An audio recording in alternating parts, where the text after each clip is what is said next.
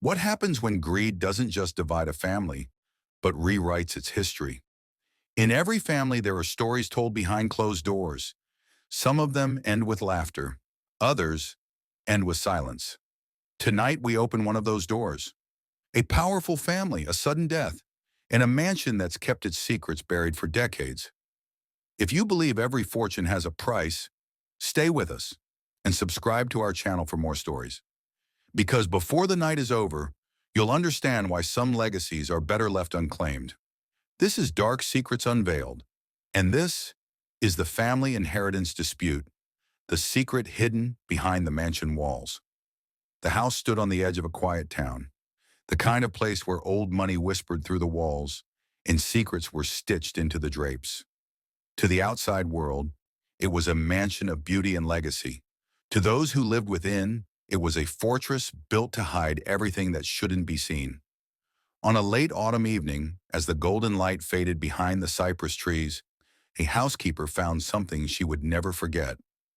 The master of the estate, motionless in his study, a glass of untouched brandy at his side.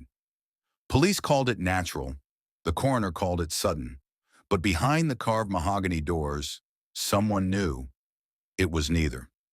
This is the story of a family inheritance dispute that should have stayed buried. The man who had died was Henry Caldwell, patriarch of the Caldwell estate, a man both respected and feared. His empire began with timber, but his real wealth came from silence, knowing which truths to keep and which lies to sell. His death left behind three heirs. Margaret, the eldest, sharp, composed, the one who managed the family trust. Her calm demeanor masked years of resentment. Lucas, the middle child, a failed entrepreneur, living in the shadow of promises never kept. His charm was the kind that disappeared when the money ran out. And Eleanor, the youngest, the quiet one. She left home years ago, returning only when the will demanded it. The house filled again, but not with warmth. The air felt different, like the walls remembered what the family tried to forget. In the town below, people whispered. They said Henry Caldwell had rewritten his will just months before his death. They said someone had convinced him to. And when you grow up surrounded by wealth, sometimes the hardest thing to inherit is the truth. The family gathered in the drawing room 2 weeks later. Rain pressed against the stained glass windows as Mr. Weston, the family lawyer, opened a worn leather folder. He cleared his throat. This will supersede all previous versions. Signed and notarized August 11th. For a moment, the only sound was the ticking of the mantel clock. Henry Caldwell's estate, valued in the tens of millions, was to be divided unequally. Margaret would inherit the business, Lucas the vehicles and secondary properties, and Eleanor, only a small portion held in trust. But then came the clause. Section 4. The inheritance remains void if any heir is found to have influenced the testator's decision, directly or indirectly. A murmur filled the room. Margaret's hand trembled slightly. Lucas looked up, his jaw tight, and then Mr. Weston paused. There was one more line, added in faint ink at the bottom. A private letter is to be delivered to my executor upon my death. Its contents concern the house and what lies within. Silence fell again. The rain outside turned to thunder. That night, lights flickered across the mansion. Lucas was the first to disappear. His car was found parked near the boathouse. Door open, engine cold. His phone lay face down in the mud. The family insisted it was an accident, that Lucas had gone drinking, maybe taken a walk along the water. But Eleanor didn't believe it. She remembered the look in his eyes when the will was read. Shock, then fear. By morning, police tape sealed off the property. The mansion, once a symbol of legacy, had become something else entirely. A cage of suspicion, grief, and greed.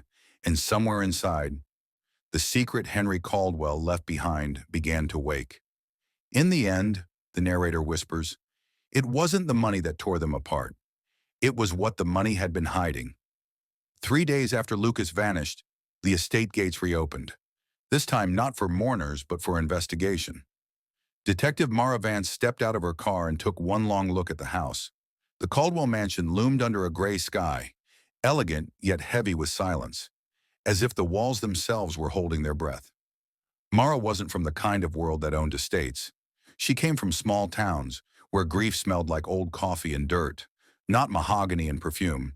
But she knew the look in Margaret's eyes when she greeted her at the door, a woman balancing control over panic. "We've already told the officers everything," Margaret said, her tone rehearsed. "Then you won't mind telling it again," Mara replied softly. The housekeeper, Mrs. Alden, led the detective through dimly lit corridors that smelled faintly of lemon oil and old secrets. The study where Henry Caldwell had died remained untouched. The glass of brandy still on the table, a half-burned candle, and a single drawer locked tight. Mara didn't open it yet. She wanted to understand the people before she disturbed their ghosts. That night, she spoke with Eleanor in the conservatory. The youngest Caldwell seemed fragile, her voice barely above the wind tapping on the glass. "My father was sick, yes," she said, "but not dying. He seemed afraid of something inside the house. He even changed his locks." Mara noted the words but watched her eyes. Fear, not grief, lived there. Fear of what or who had returned when Henry died. By the end of that week, Detective Vance had read through every available file, letter, and ledger that survived Henry Caldwell's orderliness. The story that emerged wasn't one of a perfect family. It was a quiet battlefield stretching back decades. Henry's first wife had died young. The official cause, pneumonia. But in her final months, she'd reportedly begged to leave the mansion. No one knew why. The staff whispered that she used to speak to someone unseen, pacing the west hallway at night. Then came Margaret's marriage, a union that seemed strategic more than loving. Her husband had vanished years ago during a business trip, never to be found. The police had closed the case quietly, citing lack of evidence. Lucas, meanwhile, had been drowning in debt. The inheritance, Mara realized, would have been his lifeline. But one file in Henry's desk caught her eye. An old property deed, marked with the year 1978, referencing an annex that didn't exist on the current plans. An extension had once stood behind the mansion, later demolished, its remains paved over into the garden. The deed called it the West Wing for family use only. Mara found the phrase underlined in red ink. She closed the file slowly and whispered to herself, "In families like these, money doesn't buy loyalty. It auctions it." That night she returned to the house alone. Rain came again, soft but relentless. And in the thunder's echo she saw it, faint light flickering through one of the boarded windows near the Old West Garden. Someone was inside. Mara forced the rusted door open. The scent of damp wood and decay flooded out. Behind the walls, she found what the blueprints had hidden, a narrow corridor leading to a sealed basement room. Inside were boxes, dozens of them, each labeled with initials, dates, and in some, faded photographs of the Caldwell family through the years. One box stood apart, marked simply, EC. Inside lay handwritten letters. Love letters, between Eleanor's mother and someone who was not Henry Caldwell. The revelation struck hard. The quiet daughter wasn't Henry's by blood. At dawn, Mara returned to the mansion. Margaret was waiting in the parlor, composed but weary, as if she'd been expecting the detective's knock. "I suppose you found it," she said calmly. "The letters," Mara replied. Yes, he never forgave her for that affair, but he also never forgave Eleanor for being born. Margaret looked away, voice dropping to a whisper. "He told me once that everything in this house had to be earned, even love." Mara's eyes flicked to the fireplace mantel, where Henry's framed portrait stared back with lifeless authority. She realized the will wasn't written to divide wealth. It was written to expose who didn't belong. But before she could act on the discovery, Mr. Weston, the lawyer, called her back to his office. He had found something new. An envelope sealed with wax, tucked deep within the original will's folder. Its label read, "Executor's eyes only in the event of a disappearance." Mara broke the seal. Inside, Henry Caldwell's final message waited in trembling ink. "If this letter is being read, then what I feared has come true. There is someone in this family who knows the truth about what lies beneath our home. Do not trust the living until you've seen what we buried." The detective folded the letter slowly. Her pulse echoed like a drum. Because beneath the Caldwell mansion, Under the west garden lay more than soil and stone. It held the secret Henry Caldwell had died trying to protect. The following morning, the rain had stopped. But inside the Caldwell mansion, the air still carried the weight of something unsaid. Detective Mara Vance walked the west garden slowly, tracing the path Henry Caldwell once took every evening before his health declined. The earth was uneven, too freshly turned in certain spots for soil untouched in decades. Something about the silence here felt unnatural, expectant. She brought in a small excavation team. Within hours, the sound of shovels cut through the stillness, and soon something surfaced. It wasn't what anyone expected. A wooden crate, sealed and wrapped in a thin sheet of oilcloth. Inside, there were no bones, no money, only documents, old deeds, financial transfers, letters written in Henry Caldwell's hand. Each one told the same story, a slow, calculated erasure of his own brother's name. Years ago, Henry had a sibling, Samuel Caldwell, the forgotten heir. Together, they'd built the foundation of the family business. But when Samuel uncovered that Henry had falsified signatures and stolen land titles to claim the fortune, Henry had him declared unstable, sent away quietly, never seen again. Mara flipped through the letters, rage bleeding from every line. He took everything, even my name. If the truth ever comes out, this house will belong to no one. And at the very end of the bundle, one smaller note addressed to Eleanor. Forgive me, my daughter. The blood that runs through you is not a stain. It is the key. The mansion was never yours to inherit. It was Samuel's. What I buried was not a treasure, but my guilt.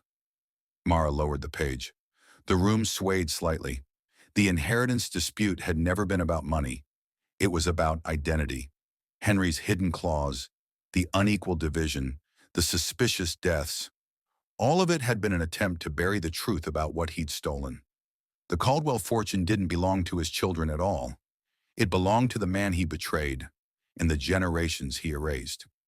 When Detective Vance returned to the house, the family was waiting.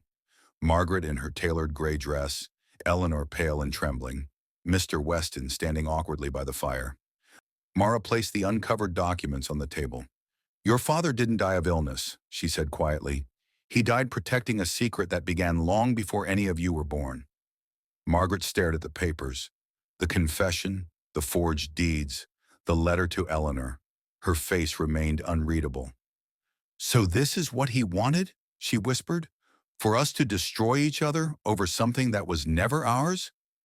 Eleanor looked at her sister, tears breaking through the restraint she'd held for years. You knew, didn't you? You always knew I wasn't his. Margaret didn't answer at first. Then softly, yes. He told me after the funeral, said it was his punishment, to love what wasn't his blood. But I never hated you, Eleanor. I envied you, because he loved you anyway. The silence that followed was heavier than any accusation. And then, in a single trembling breath, Margaret admitted what the evidence hadn't yet revealed. The night he died, I confronted him. About the new will, about the clause. I wanted him to tell me the truth, if he still thought I was worthy of any of it. He shouted, called me greedy, just like him. He reached for his pills and I knocked the glass away. Her voice cracked. It wasn't murder, it was a moment. But in this family, one moment is all it takes to lose everything. Mara said nothing. The rain began again. Light, steady, unrelenting. Margaret turned to Eleanor, eyes wet but steady. Take it all. The house, the documents. Let the ghosts have the rest. She walked out slowly, leaving behind the only home she had ever known. Eleanor stood by the fire for a long time, staring into the flickering light. The mansion no longer felt like a home. It felt like a confession carved in stone. When Detective Vance left, she turned back once more. From outside, through the fog glass, she saw Eleanor still standing there, framed by the fire, holding her father's letter like it might still burn. And for the first time in years, the Caldwell mansion was quiet. Legacy, the narrator says softly, is not what we leave behind in wealth, but what we bury in silence. Months passed. The Caldwell estate stood untouched, its grand iron gates sealed, its windows veiled in dust. The town below whispered again, but this time the gossip felt softer, older, like an echo losing its way. Detective Mara Vance filed her final report. The case would not go to trial. Margaret Caldwell had confessed, but there was no evidence of intent, only a chain of tragedy stretching across generations. The state ruled Henry's death accidental. The inheritance, however, remained frozen, its ownership legally tangled in the discovery that the property had been built on forged deeds. By law, it was no longer the Caldwells at all. The land reverted to the county. The house was scheduled for auction, but no one bid. No one wanted to live where silence still had a heartbeat. Eleanor left soon after. Some said she moved north, changed her name, started again. Others claimed they saw her at dusk, standing beyond the estate gates, whispering to the trees. No one ever really knew. Mara drove by the house one last time before closing the file. Even from a distance, it seemed alive, its reflection trembling across the pond like a memory refusing to fade. She parked, stepped out, and walked the gravel path that once led to the west garden. The air was cool, filled with the faint scent of rain and old roses. She stopped where the excavation had taken place, where Henry's secrets had been unearthed, and placed her hand on the cold stone marker. "Truth doesn't rest," she murmured. "It just waits." A soft breeze moved through the trees, carrying the sound of something faint, a single piano note, played from somewhere deep inside the house. But when she turned, the windows were dark. In her final report, Mara wrote only one sentence beneath the closing remarks. The Caldwell estate remains unoccupied. The truth, however, never left. Some secrets are worth more than any fortune, and some are worth killing for. Another house, another family, another story that tried to stay hidden. But time always remembers what the living try to forget. The Caldwell estate stands empty now, yet the air inside still feels heavy, like the past hasn't truly left. Because when truth is buried beneath greed, it doesn't die, it waits. If this story made you look twice at the idea of family legacy, hit that like button and let us know what truth you think the Caldwells were really protecting.